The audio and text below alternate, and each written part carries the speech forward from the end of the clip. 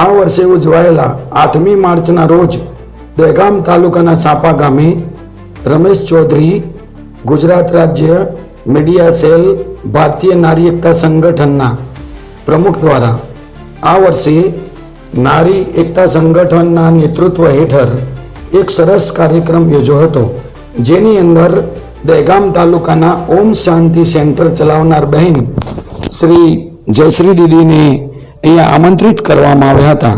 સાથે પધારેલ બહેનોએ પણ સારું ઉદ્બોધન કર્યું હતું, જેની અંદર નારી જાગૃતિ, ભ્રૂણ હત્યા અટકાવી, નારીને જાગૃત કરતા કાયદા અને સુંદર ભાવાત્મક વાણી, ઓમ શાંતિના થોડાક ઉદ્બોધનો, સારા એવા વચનો અને મોરલીનું રસપાન કરાવ્યું હતું. આ પ્રસંગે દહેગામ તાલુકાના સાપા ગામે શ્રી મેલડી માતાજી મંદિર ચૌધરીવાસમાં અનેક બહેનોએ ઉત્સાહભેર ભાગ લીધો હતો. ચૌધરી, પટેલ, શર્મા અને પંચાલ એવા દરેક સમાજની બહેનોએ ઉત્સાહભેર ભાગ લીધો હતો. અને આ પ્રસંગે સમગ્ર કાર્યક્રમમાં રમેશભાઈ ચૌધરી દ્વારા તેમના માતૃશ્રીનું પણ સ્વાગત કરવામાં આવ્યું હતું. અને એનો હેતુ એ હતો કે નારીનું સન્માન એટલે પોતે પહેલાં પોતાની માતા અને પોતાની પત્નીથી જ શરૂઆત થાય. તો આ દિશામાં બહેનોને આગળ વધવા માટે ઉદ્બોધન કરવામાં આવ્યું, જે પ્રસંગે અનેક બહેનોએ હાજરી આપીને સમગ્ર કાર્યક્રમને બિરદાવ્યો હતો. C24 news, Dehgam, Gandhinagar, Gujarat. પણ મહિલા દિવસ છે 8મી માર્ચ, ઝાંસીની રાણી એવી થઈ ગઈ, જે છોકરીઓ ભણી છે એમ તો ખબર પણ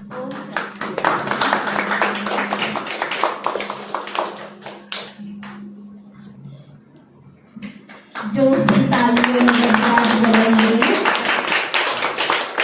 આજે મા દીકરાને દિલથી આશીર્વાદ આપે છે. સર્વશક્તિમાન ભવ.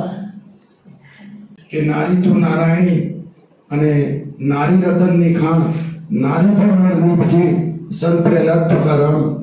અને આપણી ભારતીય સંસ્કૃતિ પ્રમાણે આજે ઘણા લોકો એવું સમજે કે આ બ્રહ્માકુમારી સંસ્થામાં ખાલી બહેનો જ જાય, ભાઈઓ ના જાય. પણ એવું નથી.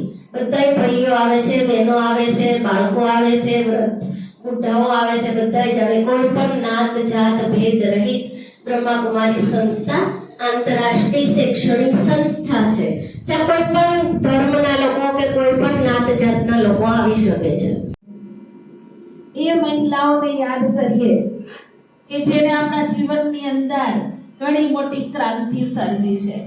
લાખો લાખો દિલથી શુક્રિયા માનીએ એ મહિલાને કે જેણે આપણને જન્મ દીધો. જન્મ દેનાર પણ બાપ નહોતા, પણ કોણ હતું?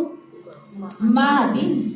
તો બધા જ પોતાની માને દિલથી, મનથી, મોકળા મનથી એવી દુઆઓ કરીએ કે હે પરમાત્મા પિતા, હે માતાજી, મારી માં આ દુનિયામાં કોઈ પણ ખૂણામાં જન્મ લેવા ગયા હોય કે હયાત હોય તો એ માને એમના જીવનમાં સુખ અને શાંતિ મળે.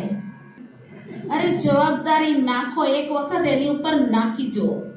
દીકરાની વહુને બધું સોંપી દો, અહીં કેડે ચાવી રાખીને ફરવું એની કરતા તો જવાબદારી નાખો. એક વખત આડું નાખશે, ઊંધું નાખશે, ઊભું નાખશે, એમ કરતા કરતા શીખી જશે. તમે ક્યાં શીખી ના હતા? અનેક સંકટો, તકલીફો પડી, એમાંથી માર્ગ નીકળ્યો.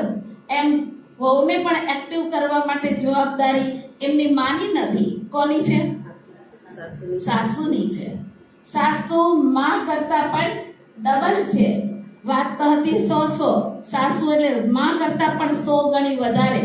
પણ આ છે એમની સાથે દિલનો સાચો પ્યાર છે કે એક નકલી અને બનાવટ છે.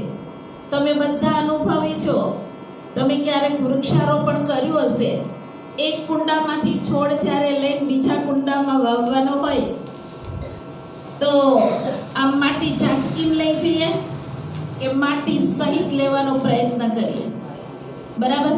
માટી સહિત અને બહુ ધ્યાનથી, કાળજીથી એ છોડ બીજા કુંડામાં જ્યારે રોપીએ તો શું આ સ્ત્રીનું જીવન એવું નથી?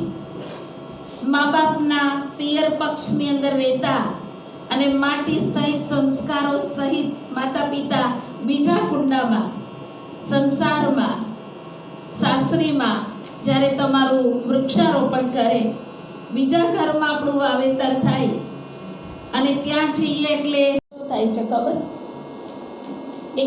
એકાબીજાને અંત સુધી ઓળખવા માંડે ને એટલે નાની નાની બાબતોમાં તલવારો ખેંચવાનું, તલવાર ઘસવાનું ચાલુ કરે.